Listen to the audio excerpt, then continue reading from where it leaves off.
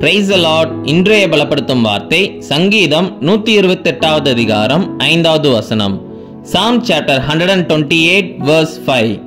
கர்த்தர் சீயோனிலிருந்து உன்னை ஆசீர்வதிப்பார், நீ ஜீவனுள்ள நாளெல்லாம் எருசலேமின் வாழ்வை காண்பாய். The Lord blesses you from Zion and may you see the prosperity of Jerusalem all the days of your life. ஹல்லேலூயா. இன்றைக்கு கர்த்தர் உங்களை பார்த்து சொல்லுகிறார், அவர் உங்களை ஆசீர்வதிப்பேன் என்று. உங்களுடைய வாழ்நாள் முழுவதும் நீங்க ஒரு பெரிய செழிப்பை நீங்க பார்க்க போறீங்க.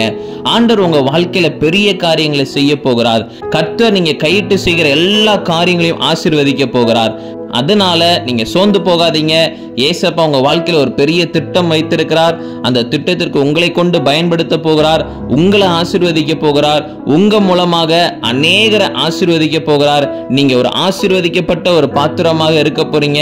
நிச்சயம் ஏசப்பா உங்க மூலமாக மகிமைப்பட போகிறார். அதனால சூழ்நிலைகளை பார்த்து சோர்ந்து போகாதீங்க, காத்துருங்க. கர்த்தருடைய ஆசீர்வாதத்தை பெற்றுக்கொள்ளுங்க. நம்ம எல்லாரும் கண்களை மூடி நம்ம ஜெபிக்கலாம். எங்களை நேசிக்கிற நல்ல தகப்பனே, ஏசப்பா பிள்ளைங்க வாழ்க்கையில ஆசீர்வாதத்தை கொடுங்கப்பா. ஆண்டவரே தேவைகளை சந்திங்க. ஆண்டவரே எந்த காரியத்துல பிள்ளைங்க ஆசீர்வாதத்தை எதிர்பார்க்கிறாங்களோ நீங்க பிள்ளைங்களுக்கு ஆண்டவரே கொடுத்து ஆசீர்வதிங்க. நீங்க மகிமைப்படுங்க. இயேசுவின் மூலம் ஜெபிக்கிறோம் எங்கள் ஜீவனுள்ள நல்ல பிதாவே. ஆமேன், ஆமேன், ஆமேன். கர்த்தர் உங்களை ஆசீர்வதிப்பார். God bless you. Have a blessed day.